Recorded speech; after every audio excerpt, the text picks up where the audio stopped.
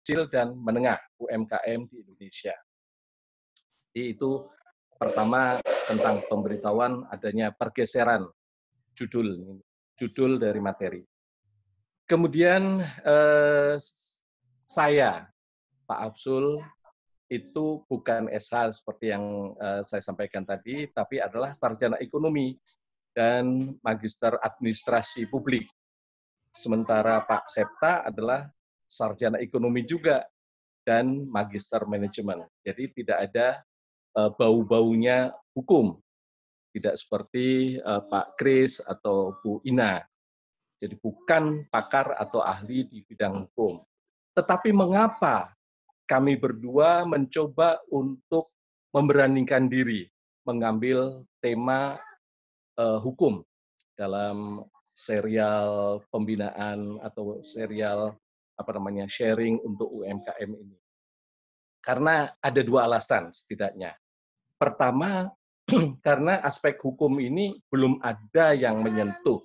Jadi kalau kita lihat dari seri Mei dan seri Juni, itu masih berputar tentang pemasaran, distribusi atau logistik, kemudian aspek yang lain-lain. Tetapi hukum belum tersentuh, belum terbahas. Kemudian alasan yang kedua, ini saya menyampaikan, meneruskan sarannya Pak Septa, coba kemukakan hadis katanya. Menurut hadis itu katanya, sampaikan olehmu walau satu ayat. Ya, ini dalam rangka itu, jadi kita bukan mengajari, tetapi kita sekedar sharing, menyampaikan hasil kami berdua apa istilahnya belajar atau membuka-buka aturan hukum perundang-undangan yang terkait dengan UMKM, dan kemudian kita lihat dari sudut tinjauan bentangan peraturan perundang-undangannya yang terkait dengan UMKM. Kemudian boleh Pak Septa mohon dibuka selanjutnya slide-nya yang kedua. Nah, ini adalah latar belakang. Latar belakang ini kemudian hampir sama kalau misalnya di artikel tujuannya dan manfaatnya. Jadi karena kita sekedar sharing dari sudut tinjauan bentangan peraturan perundang-undangan yang terkait dengan UMKM, maka sesungguhnya ada dua manfaat yang dapat dipetik. Pertama bagi para UMKM. Bagi para UMKM, maka diharapkan akan semakin paham tentang banyaknya atau adanya peraturan perundang-undangan terkait dengan UMKM ini. Karena peraturan perundang-undangan yang terkait dengan UMKM ini, di situ setidaknya ada muncul hak dan ada muncul kewajiban. Nah, dalam hal kewajiban-kewajibannya. Tetapi dalam hal ini yang perlu juga dipahami oleh para UMKM, bahwa ini hak-hak itu bisa dimanfaatkan lebih lanjut. Jadi kalau dimanfaatkan lebih lanjut, mudah-mudahan akan dapat terbuka peluang untuk semakin kita mengembangkan bisnis atau usahanya. Itu dari segi UMKM. Kemudian manfaat yang kedua, itu mudah-mudahan dapat dipetik juga manfaat bagi dunia akademisi. Karena dengan kita mencoba untuk mengkolek atau mengumpulkan atau menghimpun aturan perundang-undangan yang terkait dengan UMKM ini, maka dapat tersedia bentangan atau peta perundang-undangan yang terkait dengan UMKM. Dan ini bisa digunakan selanjutnya untuk peluang pengembangan studi, atau mungkin kajian atau penelitian lanjutan, atau mungkin PKM lanjutan, dan seterusnya. yang dapat kita petik, kita harapkan dari materi ini. Kemudian slide yang berikutnya Pak Septa, mohon. Nah, ini disclaimer-nya. Wah, rupanya ganteng juga ya. Cia, cia, cia. Kedua pemateri bukanlah sarjana hukum ataupun praktisi profesi pengacara ataupun konsultan hukum. Sehingga oleh karenanya sudut tinjauan dalam materi ini masih terbatas lebih bersifat sebagai sharing penyajian beberapa hierarki atau jenjang peraturan perundang-undangan.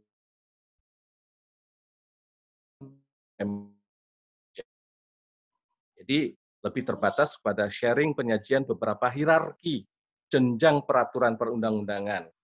Jadi kita ketahui bahwa hierarki peraturan perundang-undangan itu yang paling atas adalah Undang-Undang Dasar Negara Republik Indonesia tahun 1945. Di bawahnya itu ada ketetapan MPR. Di bawahnya ada level undang-undang atau peraturan pemerintah pengganti undang-undang, Perpu. Di bawahnya lagi ada peraturan pemerintah. Di level bawahnya lagi ada Perpres atau peraturan presiden, atau saya masukkan juga ada Kepres, dan juga ada Permen, peraturan menteri. Kemudian level bawahnya adalah ada Perda provinsi, peraturan daerah provinsi, dan ada peraturan daerah tingkat kabupaten kota. Level atau jenjang atau hierarki peraturan perundang-undangan ini mengacu pada Undang-Undang Nomor 12 tahun 2011. Kemudian harapannya dari bentangan peraturan perundang-undangan ini dapat dipatik manfaatnya tadi oleh UMKM, semakin mengetahui hak dan kewajibannya, kemudian bagi kalangan akademisi dapat dikembangkan untuk yang berikutnya atau lanjutnya. Boleh slide berikutnya, Pak Septa? Saya hanya sekedar 7 slide ini. Ini slide yang kelima ya? Ketiga ya. Oh, yang ketiga? Yang ketiga. Oh, yang ketiga, ya. Baik, ini yang masih yang ketiga. Sorry. Slide yang ketiga, keempat. Nah, ini adalah yang daftar isi tadi belum? Sebelumnya ada. Ini sedikit aja saja sebentar. Bingung Pak, karena di sini nggak ada nomornya. Baik, daftar isi ini tadinya dimaksudkan kalau ada paper atau ada makalah atau ada artikel, jadi ada latar belakangnya kita sudah sampaikan, disclaimer-nya sudah sampaikan, terus kemudian nanti kita akan sampaikan ringkasan dan ada daftar peran yang terkait dengan UMKM secara umum. Dan setelah itu, setelah kita sampaikan peraturan perundang-undangan, nanti akan disambung oleh Pak Septa. Berikutnya, slide berikutnya sekarang, yang kelima. Ya, slide yang kelima ini kurang lebih dari ringkasannya, ini bahwasannya political will, kehendak politik untuk pembinaan UMKM ini sesungguhnya sudah ada dari sejak awal kemerdekaan, yang tertuang dalam Undang-Undang Dasar 1945. Jadi artinya sudah semenjak awal, bahkan kemudian pada masa reformasi, perubahan 1, 2, 3, dan 4 dari Undang-Undang Dasar, itu juga tersentuh juga aspek-aspek pembinaan UMKM.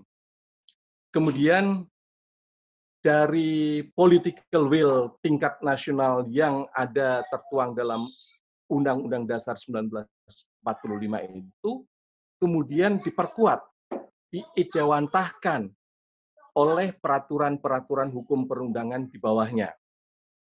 Jadi kalau misalnya di dalam Undang-Undang Dasar 1945 pada pasal 27 ayat 2 misalnya, itu dikemukakan bahwa tiap-tiap warga negara berhak atas pekerjaan dan penghidupan yang layak bagi kemanusiaan. Itu sesungguhnya tertuang juga maksud agar para UMKM ini juga dapat berkiprah untuk penghidupan dirinya, keluarganya, dan masyarakatnya. Dari Undang-Undang Dasar 1945 kemudian diejawantahkan dan diperkuat dalam berbagai jenjang aturan hukum perundang-undangan di bawahnya, yaitu TAP MPR tadi, kemudian ada undang-undang, atau Perpu, PP, Perpres, bahkan sampai peraturan pelaksanaan di tingkat operasional terbawah. Kemudian slide berikutnya nih, Pak Septa mohon, slide yang ke-6. Nah, ini yang sudah sering kita bahas pada sesi-sesi sebelumnya tentang pengertian UMKM. Ini biasanya mengacu pada Undang-Undang UMKM, yaitu Undang-Undang Nomor 20 Tahun 2008. Nah, di situ ada ada usaha mikro, ada usaha kecil dan usaha menengah. Apa saja kriterianya? Masing-masing usaha tersebut adalah usaha yang produktif. Kalau yang mikro memiliki kekayaan bersih atau aset itu maksimum 50 juta. Omset per tahun itu 300 juta maksimum. Itu yang mikro. Yang kecil juga masih usaha produktif, kekayaan bersihnya 50 juta sampai 500 juta, dan offset tahunannya 300 juta sampai 2,5 miliar. Sedangkan yang usaha menengah itu juga masih merupakan usaha produktif, yang kekayaan bersihnya 500 juta sampai 10 miliar, omset tahunnya 2,5 miliar sampai 50 miliar. Biasanya, ciri-ciri usaha mikro itu merupakan aktivitas ekonomi rakyat, berskala kecil, bersifat tradisional, informal, maksudnya informal itu belum terdaftar, belum tercatat, dan belum berbadan hukum, tapi mereka merupakan usaha produktif dan milik keluarga atau perorangan. Sedangkan jenis atau barang komoditi usahanya biasanya umumnya tidak selalu tetap, karena sewaktu-waktu dapat berganti produk.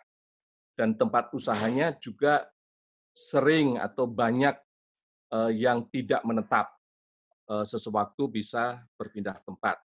Dan biasanya belum melakukan administrasi keuangan yang sederhana sekalipun, dan belum memisahkan keuangan keluarga dengan keuangan usaha.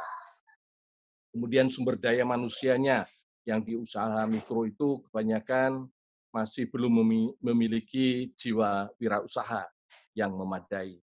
Oleh karenanya, pada kesempatan sekarang ini banyak UMKM yang berikan sharing oleh para dosen Setiami untuk membangkitkan jiwa wirausahanya itu. Kemudian tingkat pendidikannya juga sering relatif masih rendah, dan umumnya belum punya akses ke perbankan, walau sebagian mereka sudah ada yang punya akses ke lembaga keuangan dan bank, dan umumnya tidak memiliki izin usaha atau persyaratan legalitas lainnya, termasuk NPWP juga kadang-kadang masih belum punya. Kemudian kalau sedikit menyimpang sedikit, saya baca beberapa hari atau beberapa minggu yang lalu ada wacana bahwa kriteria yang dikemukakan oleh UMKM ini dianggap sudah kurang pas, karena ini ditetapkan 2008, sementara tahun 2020 ini sudah 12 tahun kemudian, nominalnya dianggap sudah ketinggalan apalagi kalau dibandingkan dengan negara lain. Itu dikemukakan oleh salah satu person dari APindo, Asosiasi Pengusaha Indonesia, seksi kebijakan publik. Jadi itu menghimbau agar usulan ini, agar kriteria ini mulai dirubah atau mulai disesuaikan. Dan dianggapnya usaha-usaha mikro itu asetnya setidaknya, usulannya APindo ya, setidaknya 100 juta sampai 1 miliar. Omsetnya 200 juta sampai 2 miliar. Kemudian dari segi APindo ini memasukkan faktor atau ini tenaga kerja. Jumlah tenaga kerja di usaha mikro itu maksimum 5 orang atau paling banyak 5 orang. Jadi ada suami, istri, kemudian adik, dan seterusnya. Sedangkan di usaha kecil, usulannya APindo itu asetnya 1 miliar sampai 5 miliar, omsetnya 2 miliar sampai 10 miliar, tenaga kerjanya 6 sampai 40 orang. 40 orang itu usulannya APindo. Sementara usaha menengah, tenaga kerjanya lebih dari 40 orang sampai 150 orang. Kemudian asetnya 5 miliar sampai 20 miliar. 10 miliar omsetnya sampai 40 miliar. Itu adalah usulannya APindo. Dan APindo mengatakan bahwa kalau yang di bawah 100 juta, yang super mikro, itu seyogianya dimasukkan dalam kelompok tersendiri yang dinamakan adalah usaha ultra mikro dan ditempatkan sebagai pra-usaha, sehingga mereka atau para usaha ultra mikro ini diperlakukan dalam jaring pengaman sosial atau social safety net. Ini usulannya APindo. Dan kita kemudian buka perundang-undangan, ternyata ada peraturan Menteri Keuangan yang memfasilitasi tentang usaha ultramikro ini. Usaha ultramikro ini disingkatnya menjadi UMI. Itu tertuang dalam peraturan Menteri Keuangan nomor 95 tahun 2008 tentang pembiayaan ultramikro, yang Permenkyu ini mengacunya bukan mengacu pada Undang-Undang UMKM, tetapi mengacunya pada pada Undang-Undang tentang Perbendaharaan Negara yang diatur kemudian di PP-nya, peraturan pemerintahnya nomor 1 tahun 2008 tentang investasi pemerintahan. Jadi investasi pemerintah. Jadi artinya apa? Artinya usaha mikro atau kajian kita UMKM ini ternyata memang masih menjadi bahan diskusi atau bahan sekarang kita yang masih mengacu pada Undang-Undang 20 2008 saja masih istilahnya masih berkutat di sini. Sekarang ada kehendak untuk menaikkan lagi kriterianya. Kemudian Pak Septa boleh slide ke-7, ini merupakan slide terakhir. Nah, slide terakhir ini cuma satu slide, tapi sedikit di dalamnya itu ada beberapa anak-anak. Hierarki yang kita tayangkan di sini adalah berdasarkan Undang-Undang Nomor 12 Tahun 2011 tentang pembentukan peraturan perundang-undangan. Tapi kalau saya lebih senang menyebut ini adalah hierarki peraturan perundang-undangan. Yang paling atas adalah Undang-Undang Dasar Negara Republik Indonesia. Kalau Pak Septa berkenan untuk mengklik sekali saja, coba muncul enggak? Ya. Satu aja. Satu aja. Oh, kelewatan. Oh, berarti saya enggak muncul ya. Padahal itu oleh anak saya sudah kalau diklik itu Pak, maka akan muncul apa saja di Undang-Undang Dasar 1945. Kita sedikit bacakan aja. Di Undang-Undang Dasar 1945 yang ada kaitannya dengan UMKM itu ada di butir pembukaan Undang-Undang Dasar, dan juga ada di 7 pasal. Nah, 7 pasalnya mana itu sebenarnya tersembunyi di situ. Di contekan saya sini malah udah nggak tulis lagi. Mudah-mudahan nanti bisa. Kemudian level yang kedua itu ada TAP MPR RI. TAP MPR RI itu yang khusus ada kaitannya dengan UMKM adalah TAP MPR nomor 16 tahun 1998 tentang politik ekonomi dalam rangka demokrasi ekonomi.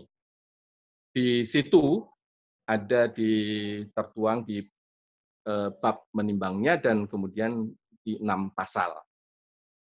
Kemudian ada lagi undang-undang. Undang-undang ini kalau kita coba kolek-kolek, itu setidaknya ada 18 undang-undang yang terkait dengan UMKM. 18 undang-undang.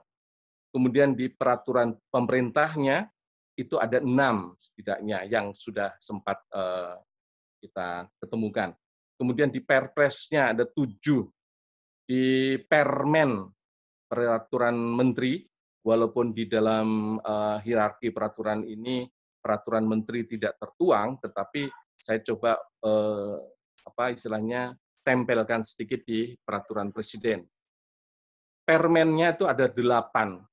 Ada Permenko, ada maksudnya peraturan menteri koordinator bidang ekonomi, ada Permen Dak perdagangan, ada Permendagri pemerintahan dalam negeri, ada Permen Q keuangan. Kemudian dari segi peraturan daerah provinsi itu ada, karena kita ada di Jawa Barat, maka di Pergub Jabar ini saya sempat buka, baru ketemu 1 sih, padahal mestinya banyak. Kemudian di Perda Kabupaten Kota, khususnya Kota Bekasi, setidaknya ada 6 yang terkait dengan UMKM, dan Per Wali Kota, Perwal, itu Wali Kota Bekasi itu setidaknya ada 2. Kemudian, kalau masih di slide 7 ini, dari level undang-undang yang kita sampaikan tadi ada 18, maka antara lain yang menyangkut UMKM ini, karena ini ada Pak Dwi Koraharjo, saya sebutkan paling duluan. Ada aspek perpajakan. Aspek perpajakan itu kalau kita runut lagi, undang-undangnya, itu Undang-Undang PPH itu nomor 7 tahun 83, kemudian ada perubahan jadi Undang-Undang 7 nomor 91, ada Undang-Undang 10 tahun 94, Undang-Undang 17 tahun 2000, ada Undang-Undang 36 tahun 2008, yang terakhir nih yang biasanya Pak Dwi Koraharjo dan timnya itu lebih seneng yang Undang-Undang 36, dan kemudian ada peraturan pemerintahnya nanti. Itu dari segi perpajakan. Dari segi badan hukum, itu ada Undang-Undang nomor 40 tahun 2007. Kemudian dari aspek asuransi, rupanya asuransi ini juga dibahas atau ditempelkan untuk dijadikan perhatian bagi UMKM, itu di Undang-Undang 40 tahun 2014. Kemudian ada lagi khusus untuk dirinya sendiri, UMKM-nya sendiri, itu adanya di Undang-Undang nomor 20 tahun 2008. Kemudian aspek perdagangan, itu muncul di Undang-Undang nomor 7 tahun 2014. Segi perbankan, itu ada Undang-Undang 7 tahun 92, yang menyangkut tentang syariah, itu ada Undang-Undang 21 2008, dan yang Undang-Undang 7 nomor tahun 92 tadi sudah diperbaiki atau diubah dengan Undang-Undang 10 tahun 98. Kemudian dari aspek hak kekayaan intelektual, rupanya juga ditempelkan juga di UMKM. Di HAKI ini lagi setidaknya meeting. ya. Saya di rumah. Mas mau ke rumah? Iya, mau. Ya, kita tinggalkan yang mau ke rumah. Saya juga masih di rumah. Di HAKI ini setidaknya ada 4 undang-undang, yaitu menyangkut desain industri, Undang-Undang 31 tahun 2000, kemudian yang menyangkut tentang paten, itu Undang-Undang 14 tahun 2001 yang diperbaiki di Undang-Undang 13 tahun 2016, kemudian terkait dengan merek, itu termuat di Undang-Undang 15 tahun 2001 yang diperbaiki menjadi Undang-Undang 20 tahun 2016. Dan menyangkut hak cipta, itu tertuang dalam Undang-Undang 28 2014. Kemudian di UMKM juga ternyata ada aspek persaingan usahanya. Persaingan usahanya itu kalau kita pilah-pilah ada tentang rahasia dagang. Rahasia dagang itu masuk di Undang-Undang 30 2000. Tentang persaingan usahanya sendiri, itu ada Undang-Undang 5 tahun 99 yang memunculkan ada KPPU, Komite atau Komisi Persaingan Usaha. Kemudian ada juga Undang-Undang tentang penyelesaian sengketa, arbitrase, itu Undang-Undang 30 tahun 99. Dari segi perlindungan konsumen, karena UMKM dekat dengan konsumen, maka konsumen pun juga bisa protes kepada UMKM. Nah, itu yang harus juga istilahnya dicermati oleh para UMKM.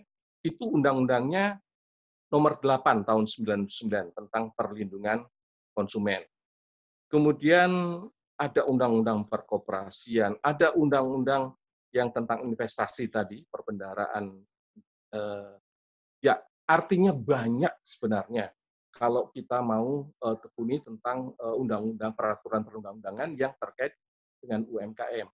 Kemudian dari level peraturan pemerintah, itu yang saya kemukakan tadi ada beberapa, itu setidaknya ada yang menyangkut tentang aspek kemitraan usaha. Itu PP 44 tahun 97 yang diperbaiki menjadi PP 17 tahun 2013.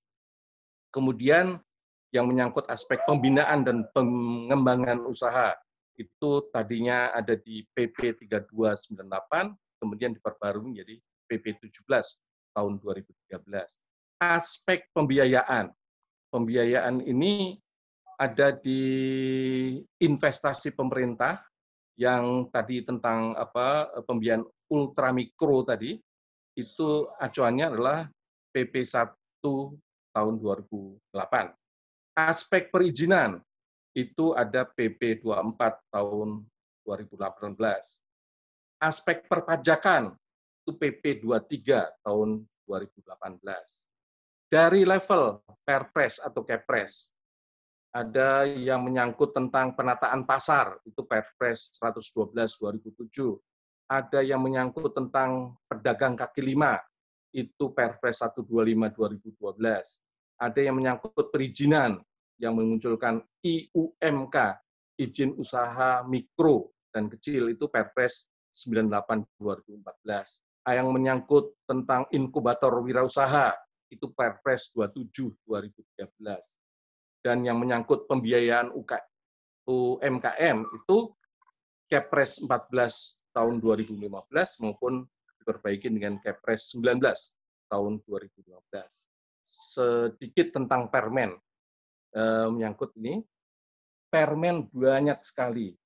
Ada yang menyangkut tentang perizinan, itu munculnya IUMK, itu tertuang dalam Permendagri tahun 83 2014. Kalau yang menyangkut tentang tempat usaha yang melahirkan kemudian pengelolaan pasar tradisional, itu permennya perdagangan, nomor 56 tahun 2014, dan Permendagri 20 tahun 2012. Sedangkan tentang kaki lima, pedagang kaki lima, tempat usaha, itu Permendagri 41 2012. Dan Permen Perdagangan nomor 37 tahun 2017. Yang tentang aspek pembiayaan UMKM. Ada dua, itu pembiayaan yang ultramikro yang dari Kementerian Keuangan tadi, Permen Q 22 tahun 2007 yang diperbaiki dengan Permen Q 98 tahun 2008. Sedangkan yang aspek pembiayaan yang menyangkut KUR atau kredit usaha rakyat itu tertuangnya di Permenko bidang ekonomi nomor 11 tahun 2017 dan diperbaiki dengan Permenko ekonomi nomor 8 tahun 2019. Di level Perda banyak juga tetapi belum sempat. Saya kira waktunya sudah menyita banyak. Saya persilahkan Pak Septa untuk lebih mendarat, membumi kepada permasalahan hukum yang di UMKM. Dipersilahkan Pak Septa, terima kasih. Pak Septa, silakan Pak Septa. Waktunya masih 10 menit lagi Pak Septa, semoga sempat ya Pak Septa ya. Silakan Pak Septa.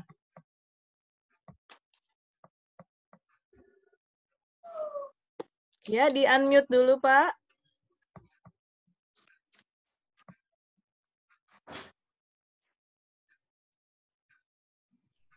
Oke, baik, terima kasih. Maaf, bisa melihat semua? Mendengar? Bisa Pak, jelas terdengar. Oke, Bisa, ya. Pak.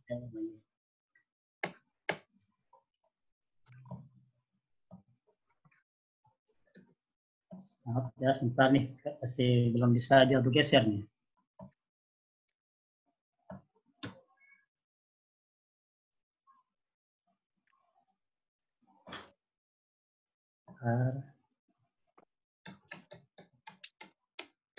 Ya. Baik, mohon maaf ya, bisa agak gaptek ya. Baik, saya akan melanjutkan sedikit waktu, ada 10 menit. Mengenai kontribusi UMKM dalam perekonomian nasional kita ini sangat signifikan, berjumlah 64,2 juta UMKM. Nah, dari 64,2 juta UMKM ini substansinya dalam bruto nasional itu sebesar 60,34%. Kemudian juga UMKM ini bisa menyerap total tenaga kerja sebanyak 97%. Kemudian dari total lapangan kerja 99%. Kemudian juga sumbangsi dari UMKM dalam total ekspor sebesar 14,17%. Dan 58,15% total investasi. Ini merupakan peran UMKM dalam perekonomian di Indonesia. Baik, saya lanjutkan lagi. Nah, ada 5 permasalahan UMKM yang sering terjadi di Indonesia. Ini sudah sering juga di-share oleh rekan-rekan kita sebelumnya. Mengenai model terbatas. Nah, ini memang sangat menjadi permasalahan di dalam satu UMKM. Apalagi dalam hal misalnya mengenai pinjaman mungkin ke lembaga-lembaga keuangan. Tetapi di sini dikatakan ada solusinya, yaitu memanfaatkan kehadiran teknologi finansial. Nah, teknologi finansial ini seperti misalnya modalku, uang teman, ya, atau framework. Nah, di sini kita sedikit mengulas mengenai ada namanya P2P lending atau peer-to-peer lending. Ini merupakan suatu sebuah media yang berbasis online yang mempertemukan pelaku UMKM yang membutuhkan dana dengan orang-orang yang mau berinvestasi. Nah, orang yang mau meminjamkan maksudnya saya. Jadi di sini kita bisa kalau mungkin melalui bank kesulitan kita bisa melalui wadah melalui P2P lending ini tadi. Kemudian ada juga masih banyak ya UMKM kita yang belum memiliki badan hukum yang jelas, seperti tadi dibahas oleh Pak Arsul. Kemudian masih rendahnya kesadaran membayar pajak. Jadi kan ada Pak Dipora ya, ini bisa nanti mungkin nambah wawasan kita, nambah sharing di sini. Dan masih kurangnya inovasi ya, dalam hal misalnya melakukan produksi, packaging misalnya ya, dan lainnya. Dan juga masih gagap dalam teknologi. Ini permasalahan yang terjadi dalam UMKM di negara kita. Nah, sedikit mengulas, ya, ada peraturan Menteri Perdagangan nomor 7 tahun 2017 tentang penerbitan surat izin usaha perdagangan. Nah, di sini dalam peraturan Menteri ini, ya, SIUP berlaku selama perusahaan menjalankan kegiatan usahanya. Kemudian permohonan SIUP baru, perubahan atau penggantian SIUP yang hilang tidak dikenakan retribusi. Kemudian penerbitan SIUP dan tanda daftar perusahaan telah didelegasikan ke kantor pelayanan terpadu seperti Pintu atau PTSP di kabupaten kota. Nah, gimana kita akan mengurus SIUP? Kalau di tingkat di kabupaten, pengurusan SIUP atau izin usaha perdagangan dapat dilakukan di kantor dinas perdagangan di tingkat kabupaten atau kota. Atau juga bisa di kantor pelayanan perizinan setempat. Di beberapa daerah ada kantor Badan Pelayanan Perizinan Terpadu atau di P2. Nah, mengapa kita harus mengurus perizinan?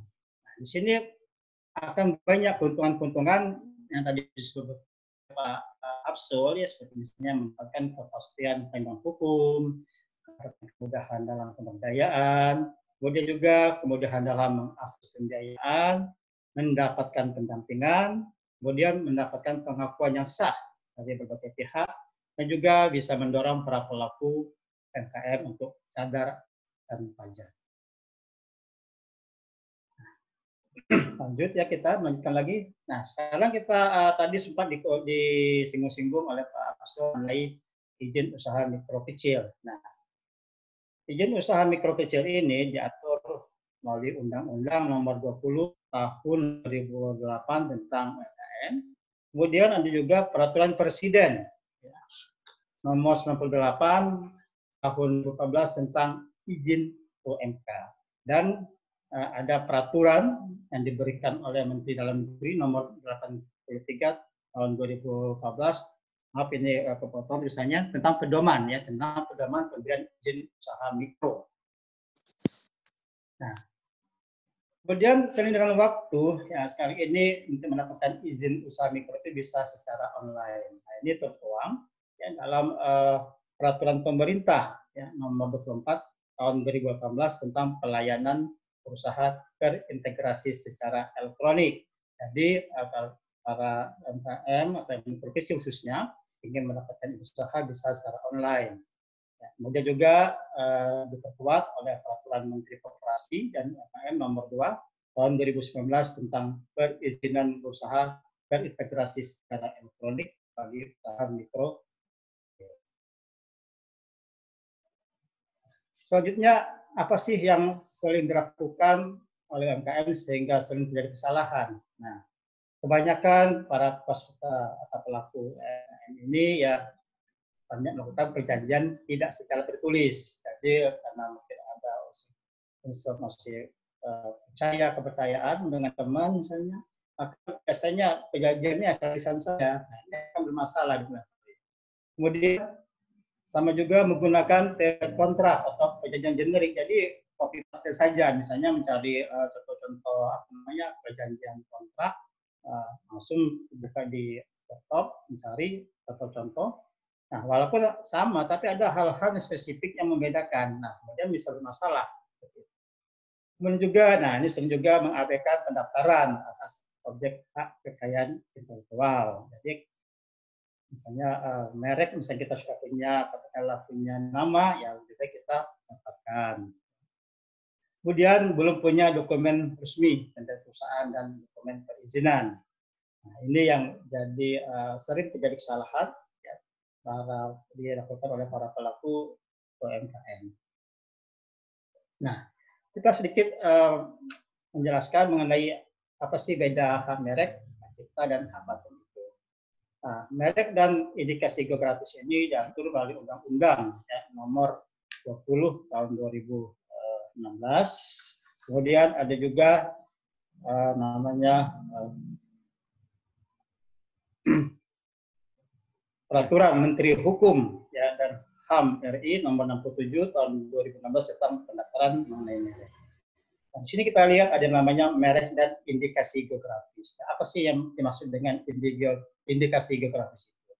Nah, indikasi geografis itu merupakan suatu tanda ya, yang menunjukkan daerah atau asal dari suatu barang, ya, yang merupakan menunjukkan karakteristik atau keunggulan atau kualitas dari suatu produk itu.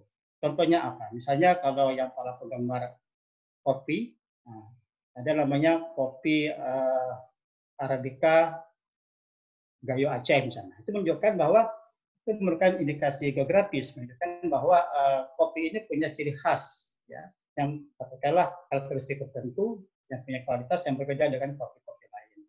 Sama juga misalnya duku Palembang misalnya. Nah, duku Palembang ini walaupun banyak duku-duku daerah lain, tapi ya karena tadi ada indikasi geografis, maka yang mendapatkan katakanlah mereknya untuk duku yang manis itu duku Palembang. Banyak lagi yang lainnya. Ada juga misalnya ya ada namanya susu kuda Sumbawa, ya susu kuda liar itu. Itu menunjukkan indikasi geografis. Ini pemerintah memberikan perlindungan atas merek dagang dan jasa yang dimiliki. Kemudian paten, ya diatur dalam Undang-Undang Nomor 13 Nomor 2000 tahun 2016, maaf. Nah, di sini dikatakan bahwa dalam hak paten ini memberikan pengakuan kepada penemu atas temuannya yang dapat diterapkan dalam industri.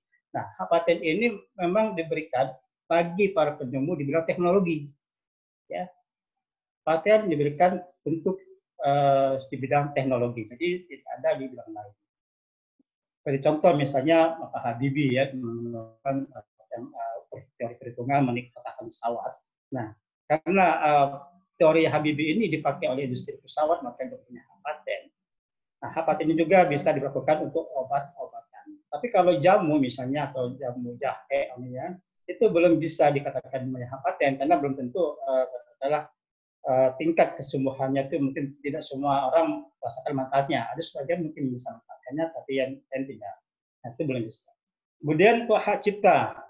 Ya, ini Undang-Undang Nomor 28 Tahun 2014 diperkuat lagi dengan Peraturan Menteri Hukum dan HAM Nomor 29 Tahun 2014. Nah, ini memberikan hak eksekutif atas suatu ciptaan. Bisa dalam bentuk misalnya mungkin Asul ya atau yang lain atau Pak Yopora ya kita menghasilkan sebuah buku itu bisa didapatkan ya menjadi hak cipta. Begitu juga misalnya jurnal-jurnal penelitian, ya, kemudian juga ceramah, termasuk juga di sini seni-seni ukiran atau musik, lagu, seni tari itu masuk dalam hak cipta. Jadi memberikan hak eksekutif atas suatu ciptaan. Nah, sekarang kita lanjut kepada kemitraan. Nah, kemitraan ini diatur melalui Peraturan Pemerintah Nomor 4 Tahun 1997. Nah, pada prinsipnya ya hubungan kemitraan antara UMKM dan usaha besar itu harus saling membutuhkan. Jadi bukan hanya katakanlah usaha saja, saja membutuhkan, tapi harus ada saling membutuhkan antara kedua belah pihak. Kemudian juga ada unsur saling percaya, ya saling memperkuat dan saling menguntungkan. Nah, ini keempat hal ini merupakan syarat ya untuk kemitraan itu bisa katakanlah berjalan dengan baik. Nah, bentuk-bentuk kemitraan ini contohnya ada inti plasma, kontrak, waralaba ya. Nah, tapi biasanya kalau yang untuk UMKM biasanya bentuk-bentuk kemitraannya seperti inti plasma. Nah, di mana di sini perusahaan besar dia menyediakan lahan ya sebagai intinya, kemudian yang plasmanya adalah UMK atau perkebunan kalau memang intinya di bidang perkebunan adalah perkebunan rakyat yang ada sekitar di perusahaan tersebut. Kemudian juga ada namanya istilahnya ini subkontrak, ya ada subkontrak, ada juga waralaba. Nah, kalau subkontrak ini adalah usaha kecil memproduksi komponen yang diperoleh oleh usaha menengah besar sebagai bagian produksinya. Jadi dalam subkontrak ini usaha kecil dia memproduksi komponen-komponen yang diperlukan oleh usaha besar. Ada juga waralaba. Nah, sini waralaba ini memberikan semacam penggunaan lisensi ya, merek ya, termasuk juga distribusi perusahaannya. Kemudian perdagangan umum. Nah, perdagangan umum ini biasanya usaha menengah besar memasarkan hasil produksi usaha kecil. Nah, jadi untuk kendaraan perdagangan umum ini usaha besar memasarkan produk yang dihasilkan oleh usaha mikro dan kecil. Ada juga namanya distribusi dan keagenan. Nah, distribusi dan keagenan ini di usaha kecilnya atau usaha mikro dan kecilnya ini diberikan hak khusus untuk memasarkan barang dan jasa usaha menengah besar. Bagi hasil, ada juga yang namanya bagi hasil. Di sini maksudnya adalah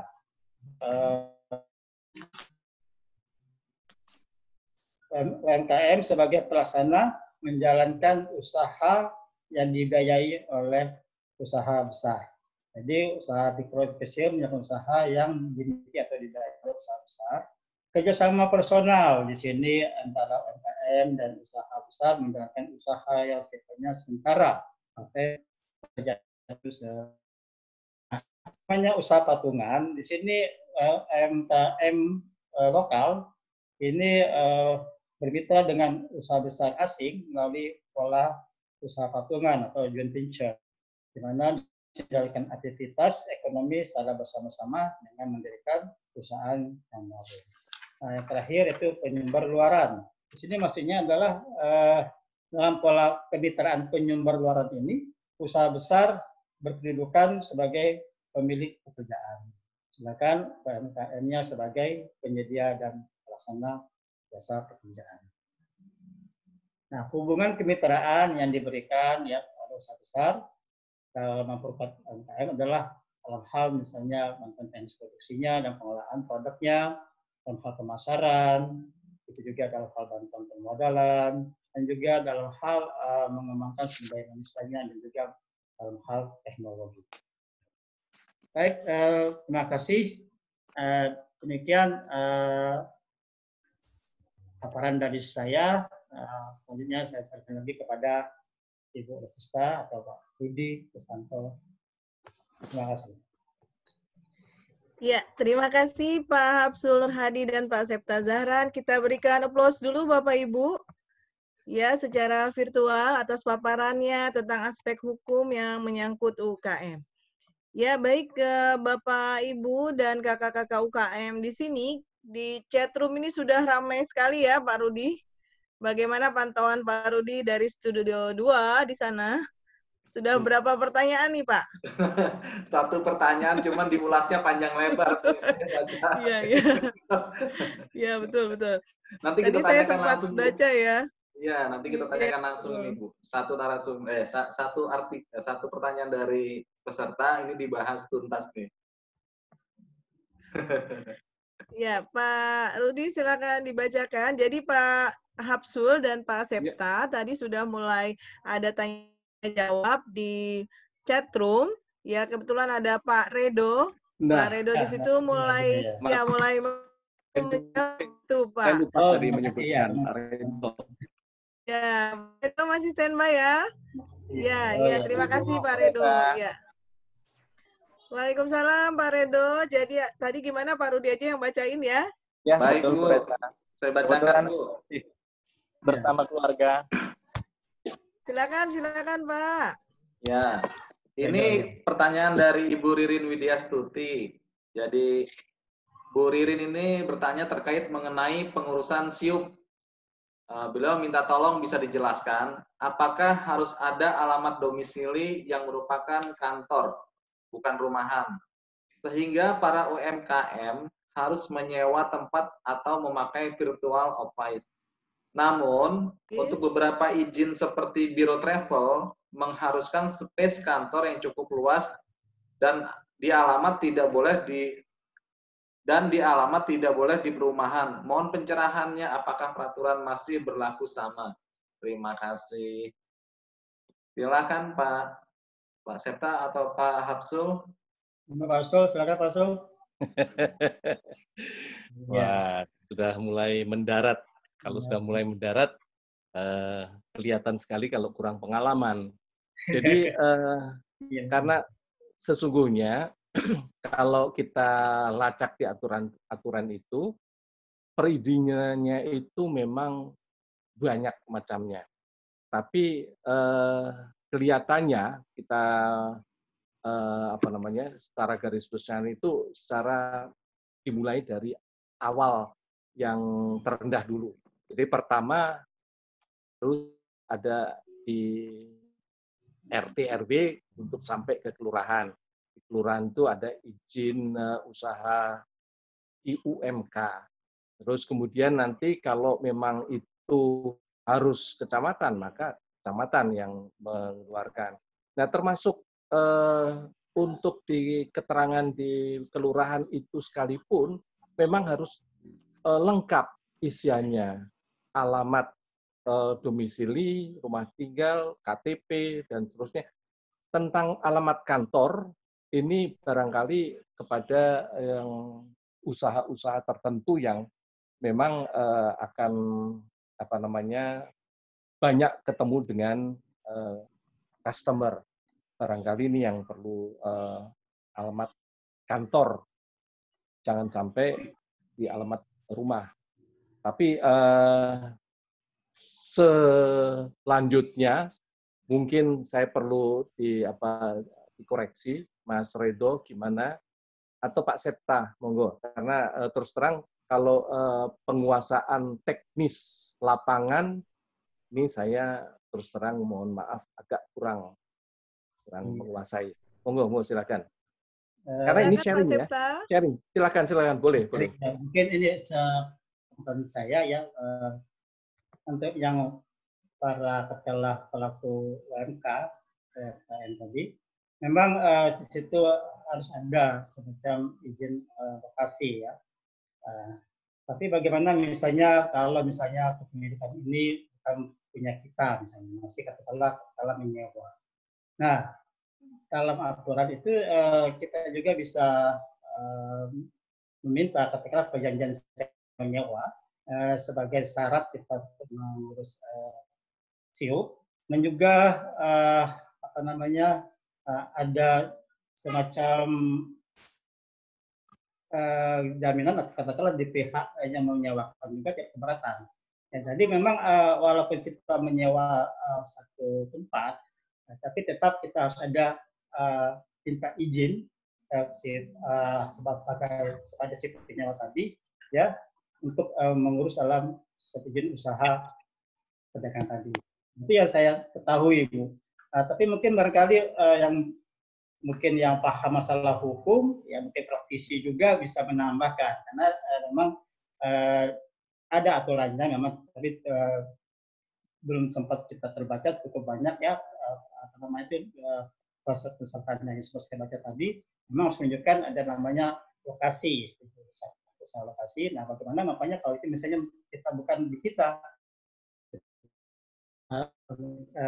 minta ketika surat sewa menyewa ya, dari si pemilik bangunan tersebut. Mungkin Pak Redo, barangkali yang lain barangkali bisa menambahkan. Saya mungkin cukup itu. Ya, terima kasih Pak Absul. Silakan. Jadi silakan, maksudnya Pak, Bu Resa, boleh. Ini adalah diskusi. Jadi maksud saya kita hanya memaparkan, tapi kalau ada yang lebih ahli, lebih paham tentang aturan-aturan, sharing boleh. Nah, ya, makanya silakan, pada Pak, ahli pun silakan. Ya, silakan Pak Redo. Bapak Ibu, Pak Redo ini salah satu dosen kami juga di Institut Setiami. Beliau juga sebagai legal affair ya, Mas Redo ya, biro hukumnya lah di Institut Setiami. Silakan Pak Redo. Baik, terima kasih Bu Resa. Apakah suara saya dapat terdengar? Ya, terdengar jelas Pak. Terdengar Pak. Baik. Ya, sebelumnya mohon izin untuk membantu menjawab dari pertanyaan dari Bu Ririn.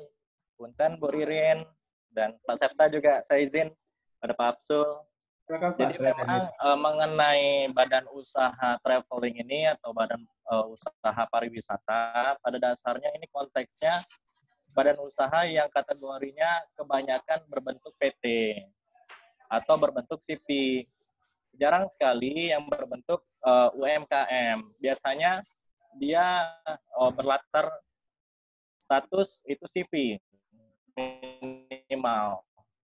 Nah, jadi Karena memang seluruh syarat untuk mengurus seluruh badan usaha pun harus membutuhkan SIUP. Jadi segala jenis UMKM itu pada dasarnya membutuhkan SIUP untuk persyaratan untuk mendapatkan SIUP itu. Ya. Jadi diperlukan domisili. Nah, sehingga memang kriteria tertentu dalam badan usaha tersebut ada yang bisa mesti di jalur-jalur khusus atau di area khusus, ya, membutuhkan lahan yang khusus. Memang itu menjadi persyaratan secara legalitasnya.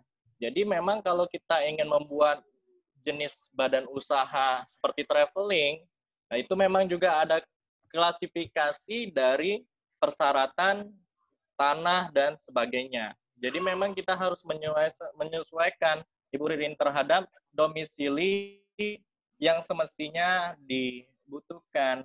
Jadi memang tidak bisa kalau hanya di rumah.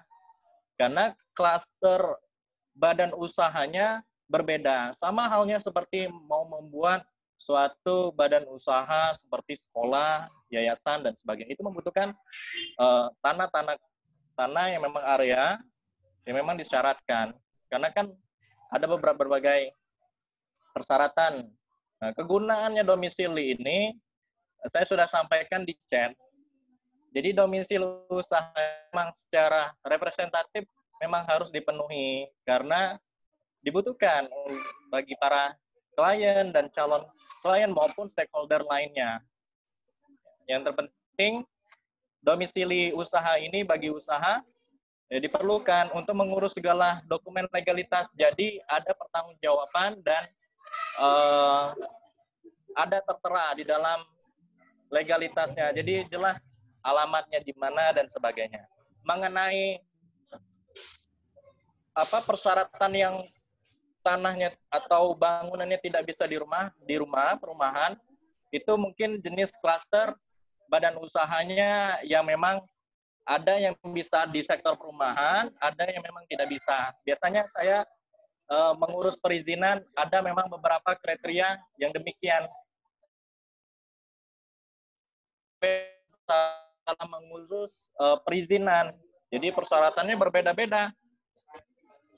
Demikian mungkin jawaban singkatnya, Ibu Ririn. Baik, Pak Redo. Maaf, Pak Redo. Halo. Kedengeran suara saya? Kedengeran ya? Kedengeran, Bu. Oke. Begini, Pak. Maaf nih, agak jadi berlarut ya. Saya hanya ingin menanyakan, jadi sewaktu saya mengurus izin, memang sudah diberitahukan. Kebetulan saya memakai juga konsultan, Pak, dalam hal ini untuk ngurus izin. Nah, dari konsultan itu juga sudah diberitahukan bila mau biro travel itu harus space kantor itu di kawasan industri atau tidak boleh perumahan dan minimal 12 meter persegi. Syarat itu udah dilengkapin karena kita sampai ke Kanwil ya kalau nggak salah izinnya. Nah, setelah selesai pengurusan ternyata ditolak.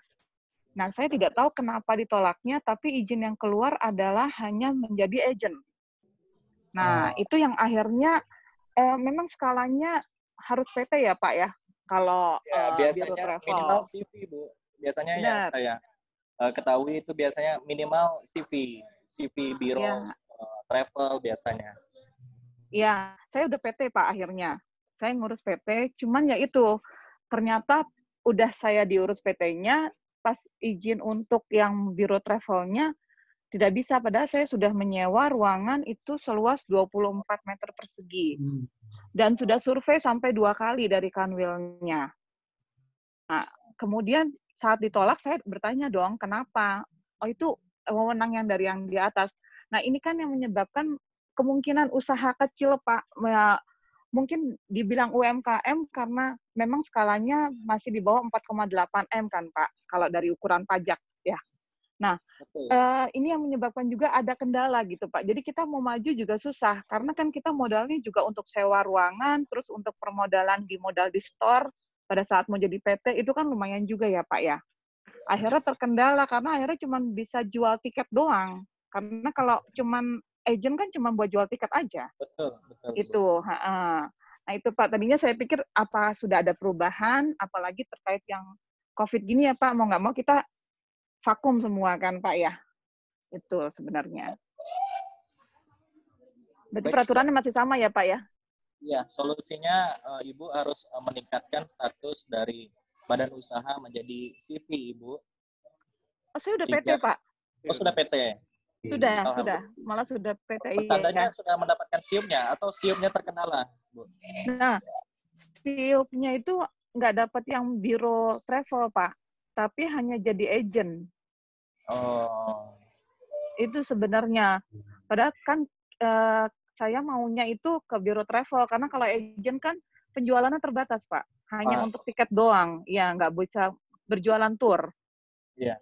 Tandanya di sini sedikit memberikan masukan, ada miskomunikasi yang dilakukan oleh konsultan hukum, mendapatkan legalitasnya, Bu.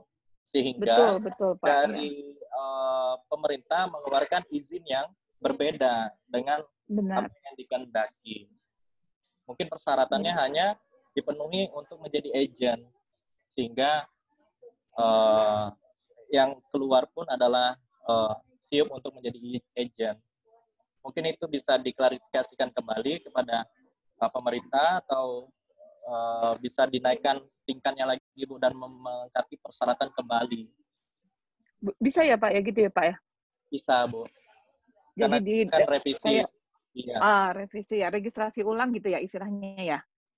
Barangkali ada kebijakan khusus atau barangkali ya mungkin harus registrasi ulang kembali. Barangkali juga ada kebijakan yang memang harus menambah saja persyaratan-persyaratannya sehingga tidak mengulang lagi. Mudah-mudahan. Mudah-mudahan. Oke Pak. Iya, Ya, nanti ditindaklanjutin. Terima kasih Bu Pak Redo. Ririn. Sama-sama Ya, Ibu Pak Dewi. Redo, terima Ya. kasih. Terima Bu kasih, Pak Ririn Redo, Bu sudah Ririn. jelas ya berarti ya? Nah, saya sedikit Ya. menambahkan. Sudah. Ya, Maaf. silakan Pak Septa. Ya. Jadi menambahkan sedikit ya, saya memang. Jadi untuk pengurusan izin ini, izin domisili memang speknya di level usaha. Ya, karena nanti ada kaitannya dengan dalam hal tetap dan juga PKP. Ya. Nanti misalkan harus di tempat usaha. Itu yang saya. Jadi memang untuk usaha itu baginya di tempat usaha. Dan itu peserta kita untuk mendapatkan NPWP dan juga PKP nantinya. Begitu Pak Dikora ya. Tolong dikoreksi Pak Dikora, mungkin apa kurang lengkap barangkali dari saya. Oh, tadi sekalian menyambung itu kalau ada Pak Dwi Kora sudah masih dengar ya Pak? Masih bergabung? Iya. Ya, terima kasih. Tadi sekalian ada pertanyaan ini Pak, yang NPWP tadi karena dia yang bertanya ini ibu-ibu, jadi selama ini NPWP-nya ikut dengan suaminya, NPWP UKM-nya. Nah, itu bagaimana? Sekalian gitu Pak. Mohon maaf, saya sharing saja, ya. Pak. Saya tidak menggurui, Pak. Sharing saja. Jadi begini, memang ada aturan bahwa NPWP itu bisa digabung selama istri dari satu pemberi kerja dan bukan pekerja bebas. Nah, contoh umpama Pak Resista, saya nggak tahu Pak Resista itu namanya siapa. Bapak Resista bekerja di satu perusahaan. Kebetulan Ibu Resista juga bekerja di satu pemberi kerja. Nah, Ibu Resista dianggap pajaknya bersifat final. Berarti tidak usah melapor. Yang melapor hanya Bapak saja.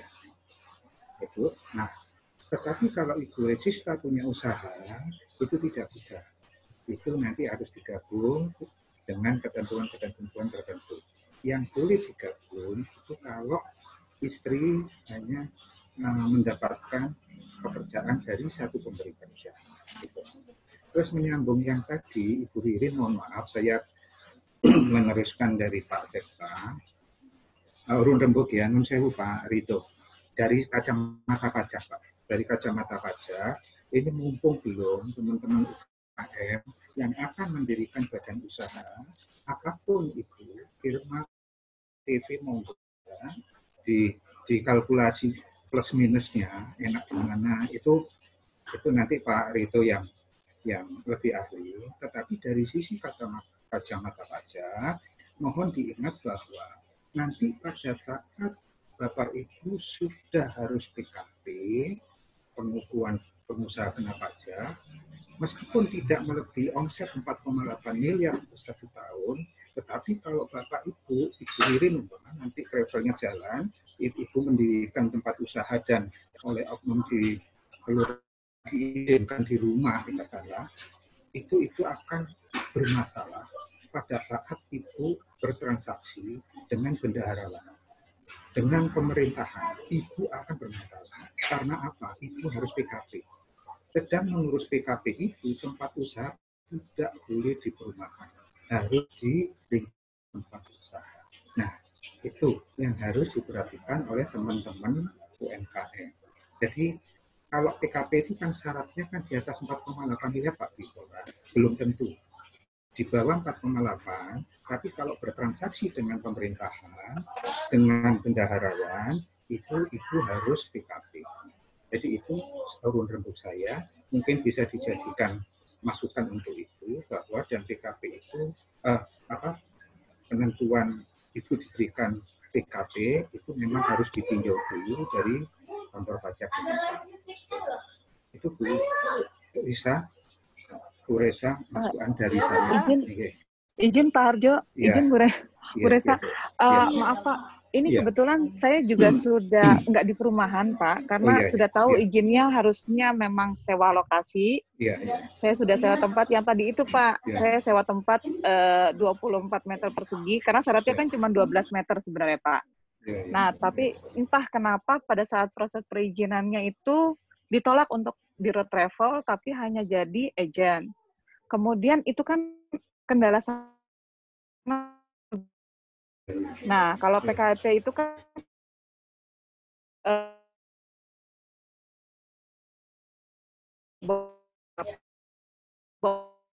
jadi PKP Pak ya, sebenarnya Pak ya. Permasalahannya cuma nanti kalau PKP kita nah,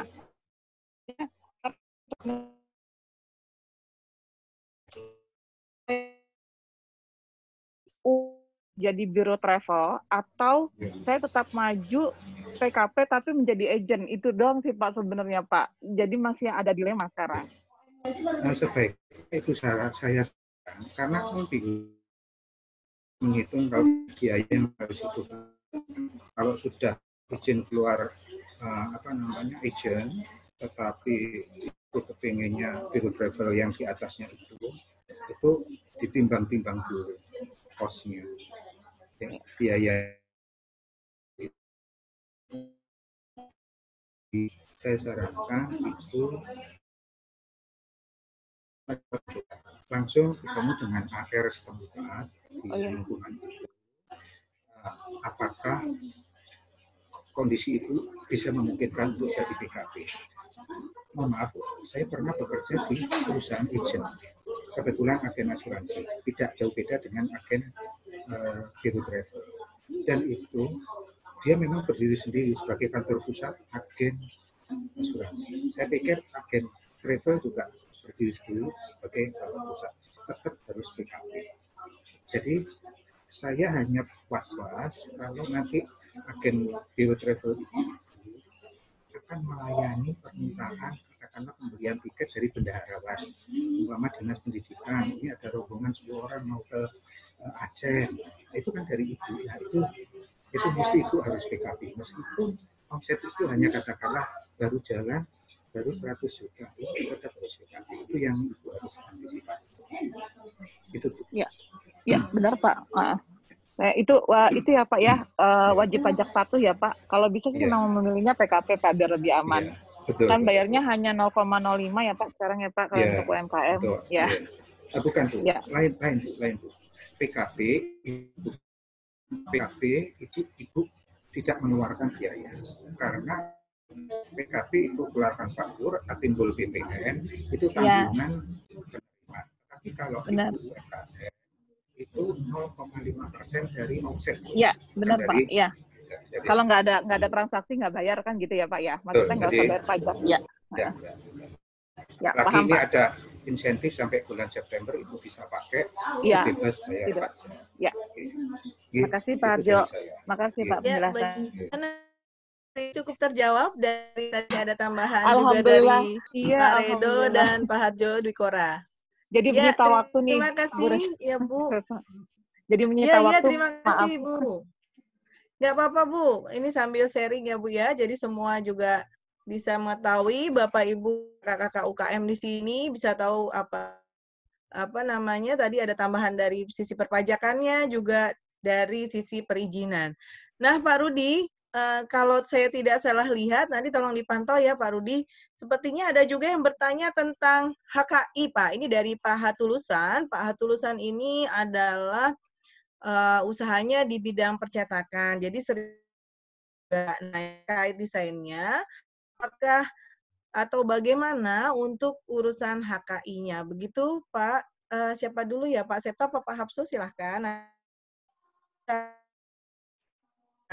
Ada Pak Kris juga, Riko banyak ini. Ya kan Pak?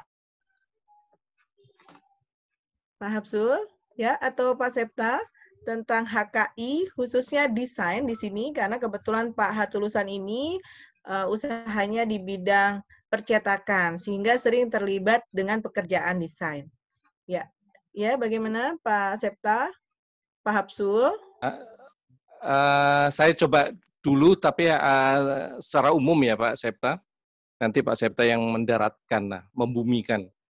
Jadi tentang hak kekayaan intelektual itu yang terkait dengan UMKM itu sebenarnya ada setidaknya 4 undang-undang, yaitu undang-undang tentang desain industri, ada undang-undang paten, ada undang merek, dan ada undang-undang hak cipta. Seperti yang disampaikan oleh Pak Atulusan tadi tentang desain grafis, itu sebenarnya di hak cipta juga dapat di paten juga dapat didaftarkan, desain industri juga dapat didaftarkan.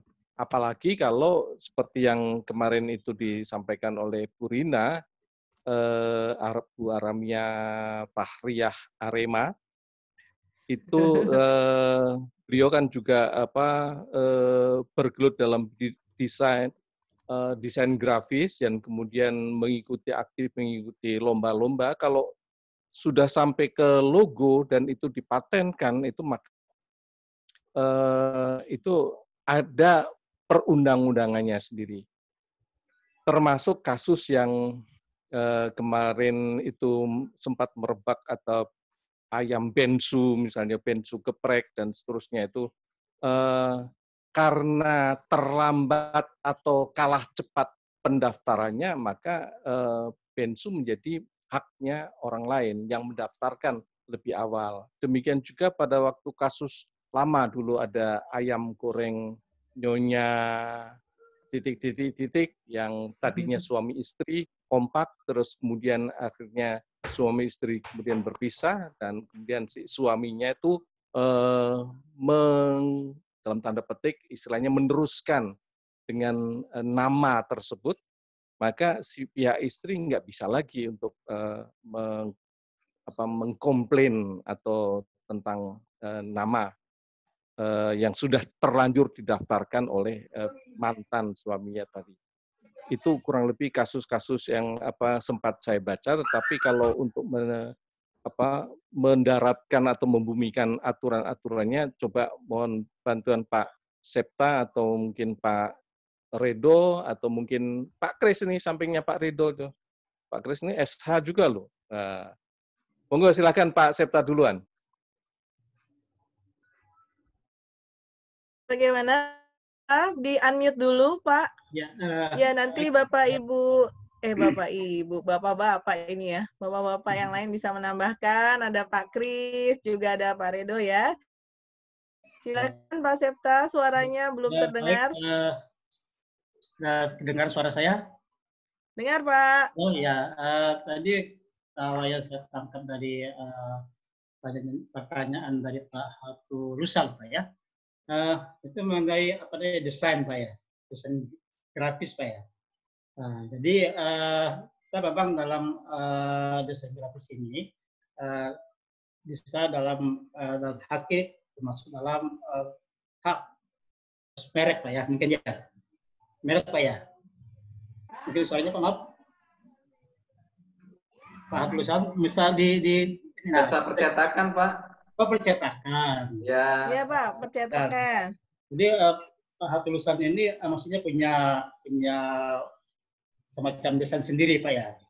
Ya, maksudnya untuk pendaftaran hasil karya kita, termasuk logo atau Ya, betul Pak. Jadi untuk masalah logo itu kan itu diatur ya selain dari Undang-Undang Nomor 20 Tahun 2016 juga di sini diatur melalui Peraturan Menteri Hukum dan HAM Nomor 67 Tahun 2016. Nah, jadi memang supaya kita hal logo tadi katakanlah tidak digunakan oleh pihak lain atau mungkin tidak digunakan oleh lain, kita harus juga mendaftar. Nah, dalam hal pendaftaran ini kita bisa ke Direktorat Jenderal HAKI Pak ya. Nah, kalau mungkin di Bapak bisa mungkin di kantor wilayah Departemen HAM dan HAKI. Nah,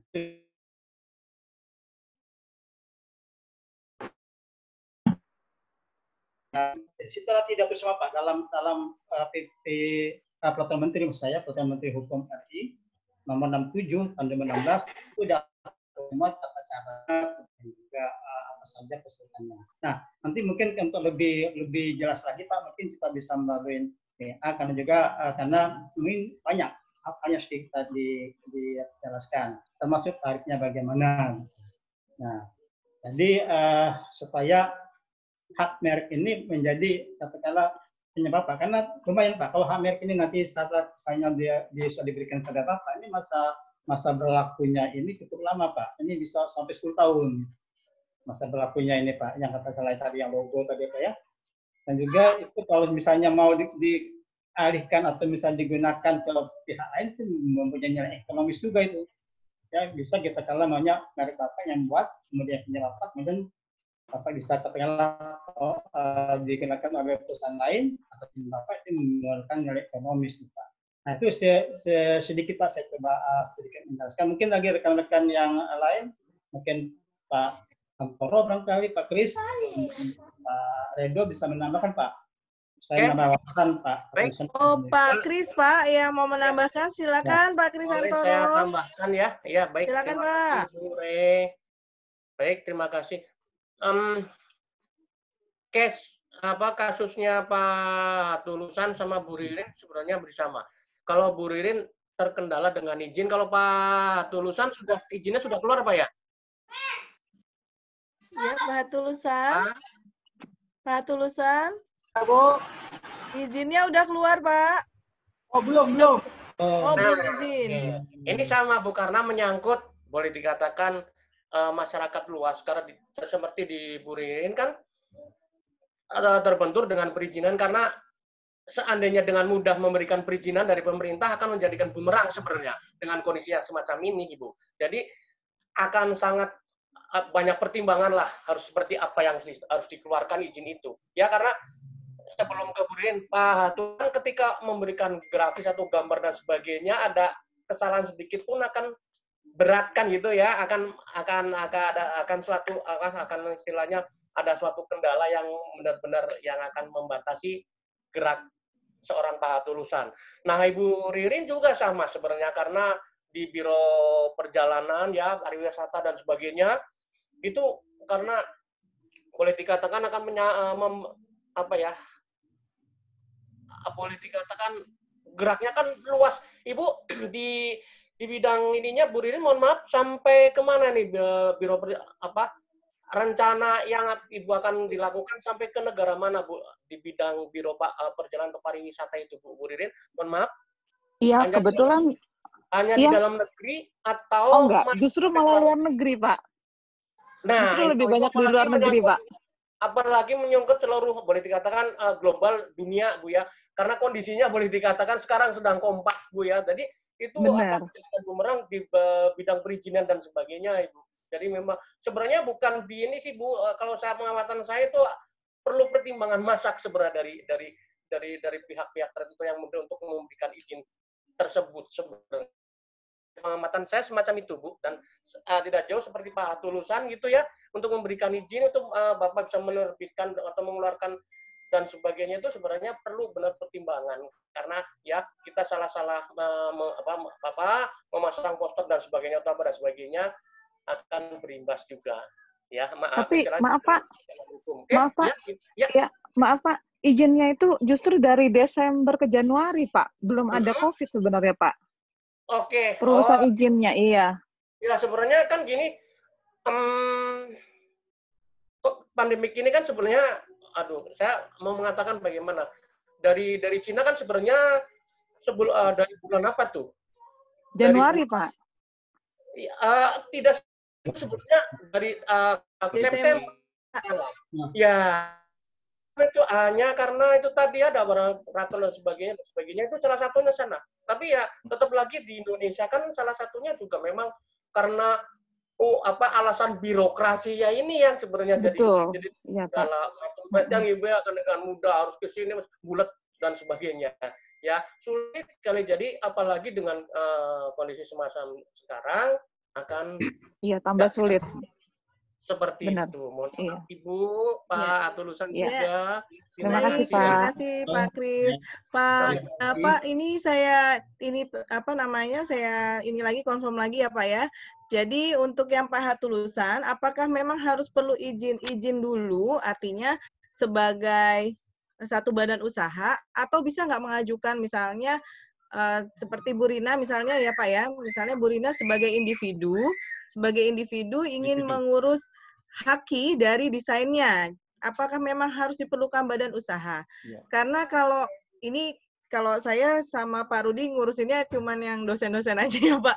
Kita suka ngurus haki terkait dengan buku Pak, cipta buku itu karena memang ada penerbitnya, jadi kita aman-aman aja. Kami belum pernah nyoba misalnya satu model apa perwarupa dan lainnya, kita belum pernah gitu Pak. Apakah memang harus selalu ada badan usaha ataukah bisa yang dimaksud Pak Tulusan itu mungkin karena belum ada izin sehingga bisa tidak dijadikan ajuan atau dalam siapa nih Pak ya, Pak Redo, Pak Kris, atau siapa nih yang mau merespon?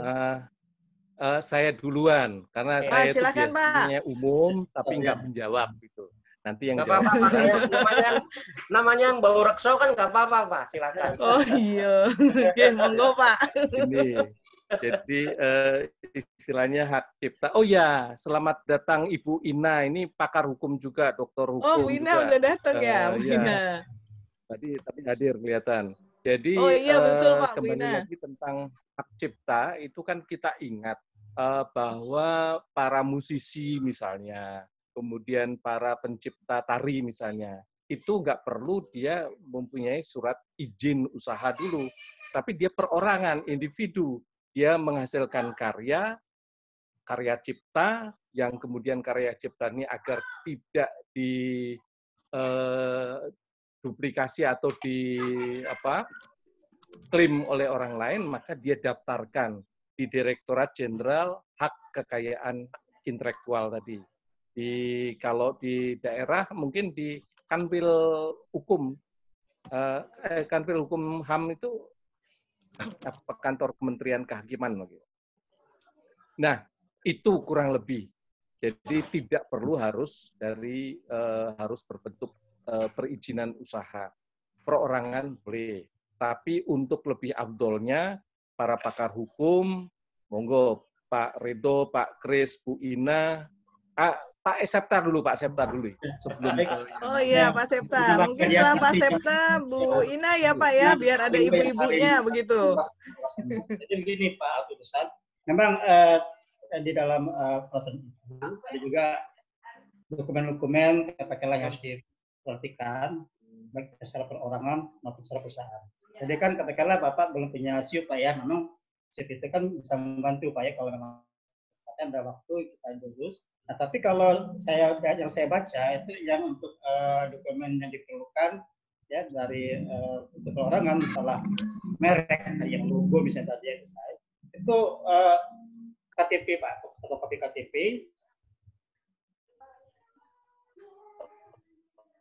paspor, kemudian etiket mereknya atau logonya kepemilikan merek. Jadi misalnya Bapak yang buat sendiri ada pernyataan bahwa merek ini dibuat oleh Bapak perusahaan misalnya. Kemudian kalau kita melalui konsultan hukum ya harus ada pasal. Jadi memang di sini tidak diperlihatkan Pak apakah harus ada atau tidak, gitu kan? Nah, tapi alangkah baiknya ya pada waktu nanti Bapak mengajukan merek tadi diiringi juga ada hiup Pak. Walaupun katakanlah masih usaha kecil, ini nanti untuk mendapatkan apa? Mendapatkan misalnya pembinaan ya dari pemerintahan, saya itu akan dibantu itu Pak. Nah itu sedikit dari saya Pak perusahaan. Mungkin dari Bu Ina barangkali bisa menambahkan. Iya, terima kasih Ina? Pak Septa. Bu Ina, silakan Bu Ina. Ini sudah ditunggu-tunggu kehadirannya Bu Ina. Iya, mengenai hak merek ini Bu. Iya, Bu Ina bisa dengar suara kami Bu. Bu Ina masih bergabung Pak. Tadi sudah respon di chat room. Ya, bisa di unmute Bu. Ya, Bu Ina. Wah, rupanya belum merespon, Pak. Ya, silakan. Ya, silakan, itu tulisan ya saya baca juga di peraturan tadi peraturan dari Menteri HAM RI. Nah, jadi ada beberapa ada perorangan ya juga yang melakukan kegiatan usaha misalnya. Nah, memang kalau kita lihat itu sangat simpel kayak gitu. Tadi yang dikatakan oleh Pak Arsul tadi juga termasuk sehat kita musiknya kan nggak perlu harus penyangkut matematika hukum gitu. Nah bisa juga nih Pak Mert ini kalau kesimpulan saya sementara ini saya katakan bahwa itu untuk perorangan hanya diperlukan KTP, kemudian tiket mereknya atau logonya bagaimana bentuknya, kemudian surat pernyataan bahwa logo itu memang merupakan milik Bapak atau hasil kerja Bapak sendiri. Nah memang kalau seandainya Bapak punya katakanlah komunitas misalnya Pak ya, nah bisa ditanya-tanyakan Pak komunitas Bapak bagaimana caranya untuk merek, atau kalau memang Bapak mau menggunakan jasa konsultan silakan Pak. Dan juga kan ini sangat membantu sekali. Ya, Bapak mungkin banyak konsultan hukum yang memberikan itu. Atau ada sekalian juga nih Pak. Sekarang ini ada Kementerian Koperasi ya UMKM bulan Mei tahun 2020 ini baru ini Pak ya dengan hukum online ya. Jadi situ Bapak bisa chat tanya maksudnya masalah-masalah katakanlah masalah tadi merek kita, nah itu gratis Pak, gratis karena itu bentuk dari suatu kepedulian pemerintah, terutama misalnya dalam masa COVID ini kan, karena pasti banyak permasalahan yang dirasakan oleh UMKM ya, makanya ada kerjasama oleh Pak Basuki untuk kerjasama di bidang hukum online. Itu ada sekitar 97 advokat nih Pak yang akan memberikan semacam masukan dan saran. Jadi Bapak silakan buka bapaknya nanti di website ya justice.com. Nah, di situ akan bisa Pak akan melakukan chat masalah-masalah yang Bapak lakukan. Barangkali itu Pak tulisan yang iya. Ini memang berkarya. Ya, gimana Bu? Gimana Pak Tulusan? Sudah ini ya Pak ya, udah lebih jelas atau ya jelas? Oke. Ya baik Bapak Ibu, Pak Rudi sepertinya di chatroom sudah tidak ada pertanyaan lagi ya Pak Rudi ya? Sudah terjawab semua ya?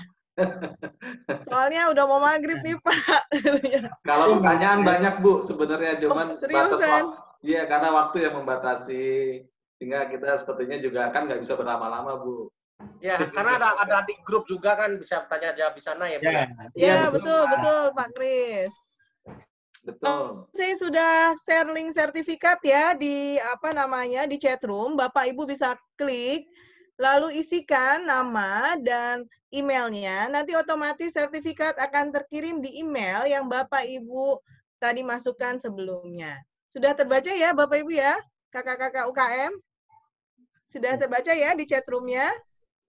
Ya, bagi Bapak Ibu, ini sambil pesan sponsor ya, Bapak Ibu dan kakak-kakak, yang belum mendapatkan sertifikat pekan sebelumnya, kami mohon maaf, mungkin ada yang terlewat, bisa hubungi saya. Mohon maaf kalau responnya agak lama, karena ternyata antriannya panjang. Ya, Pak Rudi, silakan. Iya, terima kasih Bu Resista. Sebelumnya kita berikan aplaus dulu Bu. Semuanya peserta kepada pemateri Ya, betul. Pak Absul dan Pak Septa Zahran. Iya, Ya. luar biasa. Hari ini boleh menarik sebentar sekali aja. ya Pak ya. Boleh sebentar, saya atas nama Pak Hapsul dan juga mungkin atas nama Pak Septa mengucapkan terima kasih atas perhatian semuanya. Juga partisipasi dari, ada sumbang saran dari Pak Kris, ada Pak Redo, ada Pak Dwikora, yang melengkapi kelengkapan materi pada sore hari ini. Sekali lagi terima kasih. Dan saya serahkan kembali kepada Pak Rudi ya.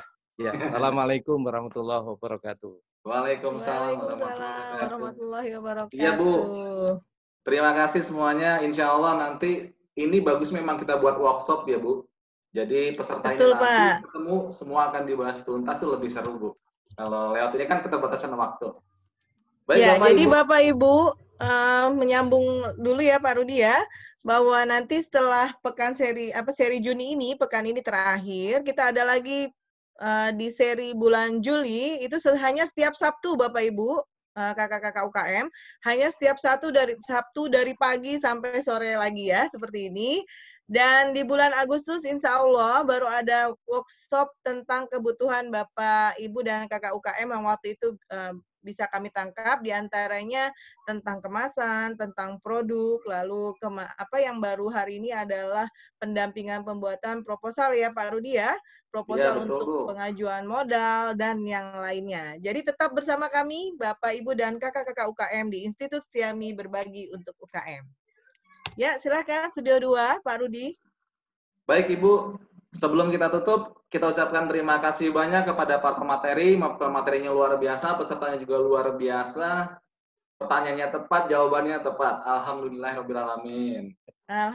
Sebagai penutup, Hari ini. Iya Bu, sebagai penutup, kalau ada salah, mungkin kekurangan-kekurangan dalam acara ini, kita minta maaf dari LPPM Institut Setiami ya Bu ya, khususnya. Betul Pak. Jadi waktu kalam kita ucapkan mohon undur diri. Wabillahi taufiq wal hidayah. Wassalamualaikum warahmatullahi wabarakatuh. Waalaikumsalam warahmatullahi wabarakatuh. Si Pak Septa, Pak Hapsul, Bapak Ibu semua, Pak Kris, Pak Redo, ada Bu Ibu Ina tadi nggak jadi, Pak Dwi Kona ya, terima kasih sudah urun rembuk. Ya, hari ini menarik sekali diskusinya ya Bapak Ibu, kakak Ya, Bu. UKM, karena Materinya banyak Bu, perundang-undangan. betul sekali. Serta pematerinya ada 4 orang, Bu. Luar biasa tuh Pak Bestari Gama rajin ikut. Masalah hukum ini masalahnya. Yang dua penyelundup, materi penyelundup. Ya, terima kasih Bapak Ibu. Ya, terima kasih. Assalamualaikum warahmatullahi wabarakatuh. Waalaikumsalam. Ya, terima kasih. Waalaikumsalam Bapak Mohon Ibu undur diri ya, UKM, Pak, kakak Ibu. UKM. Ya, terima kasih.